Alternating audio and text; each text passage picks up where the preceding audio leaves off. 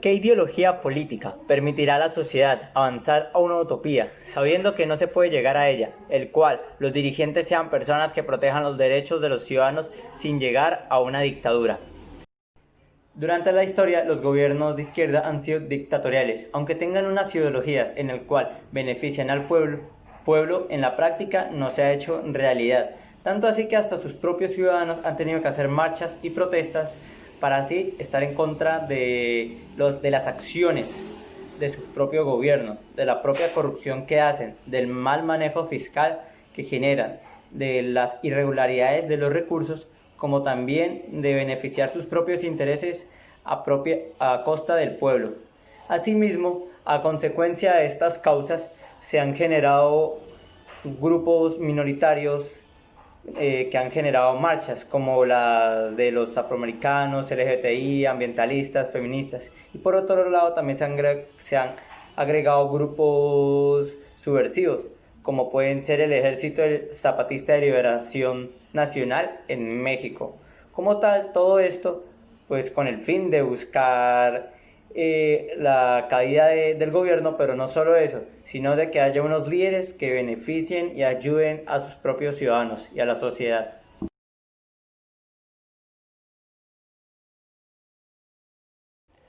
La falta de una palabra que identifique el miedo a los pobres y que muestra el rechazo y la hostilidad al que no tiene recursos, sea quien sea. Nuestro cerebro tiende a ser xenófobo, pero a la vez es altruista, por ende se relaciona con personas que le puedan dar algo a cambio. Una persona de bajos recursos difícilmente va a poder salir adelante y muy pocas personas con buenos ingresos o una persona promedio les pueden brindar ayuda.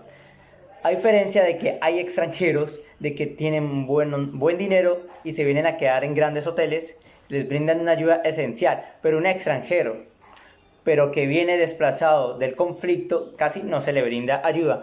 Por ello, Adela Cortina, una profesora de filosofía, vio la necesidad de crear una palabra en el cual se vea reflejado esa hostilidad y ese rechazo a las personas pobres, como es la palabra aporofobia.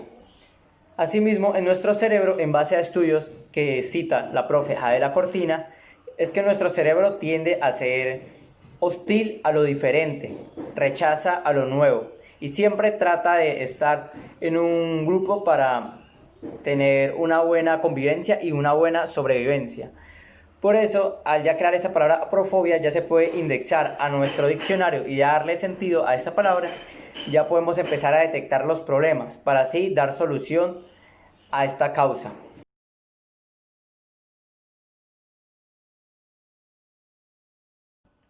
La nueva economía tiende a ser muy negativa y no basada en el respeto.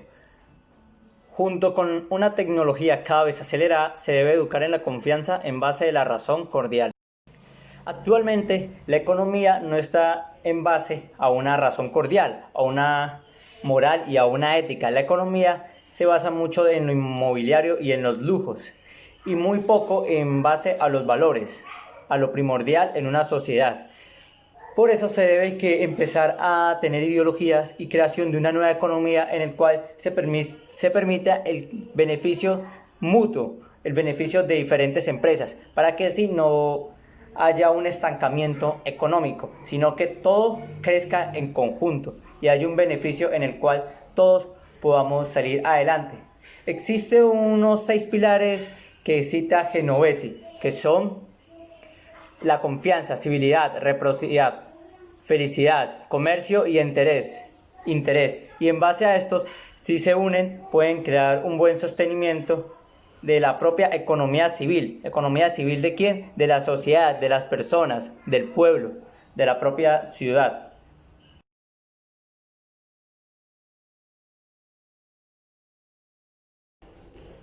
El ser humano debe de educarse en virtud, justicia y sostenibilidad, al mismo tiempo apoyados por los entes educativos para lograr una ética que permita la convivencia entre humanos y no humanos y su supervivencia mutua. Lo que quiere decir François en la Universidad del Pacífico es que la sociedad debe de tener 3 pilares fundamentales en la ética, que es la ética 3D, en el cual las 3 palabras son virtud, justicia y sostenibilidad. Bueno, Y en base a esto, la sociedad debe que tener estos tres valores para el cual se deben que cooperar en conjunto y en el conocimiento y aprendizaje de estas tres palabras para la ayuda mutua. Porque si solo se fija en una, como por ejemplo en sostenibilidad, como dice François, simplemente se elimina el 50% de la sociedad y así se puede salvar al ambiente y también a la sobrevivencia humana. Pero no hay como una virtud y no hay una justicia. Simplemente se está en base a la sostenibilidad y es una idea totalmente fanática. Si solo se fija en la justicia, simplemente se está dando necesidad a base de las normas, pero a veces se tienen que romper ciertas normas para que haya un progreso y un avance, como se pueden ver en las leyes que se crean a base de marchas y protestas. Por ende, estas tres dimensiones de la ética, virtud, justicia y sostenibilidad siempre deben que ir de la mano, primordialmente enseñadas en las universidades. Las universidades, que son centros de estudio y enseñanza, son las esenciales para que las personas que ya después de graduarse tengan estas tres dimensiones y busquen una sociedad que esté en el progreso y el avance.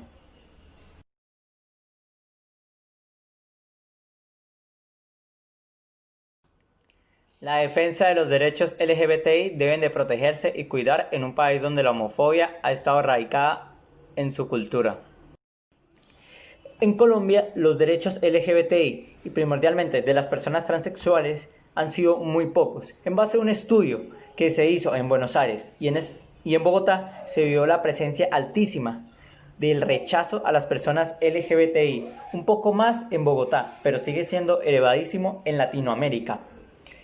Grandes jueces y legisladores de leyes en Colombia han estado en contra de las personas LGBTI, tanto así que hasta la propia Corte Constitucional crea sentencias en base para eliminar beneficios a las personas LGBTI por el simple gusto o ideología de amar a otra persona de su mismo sexo.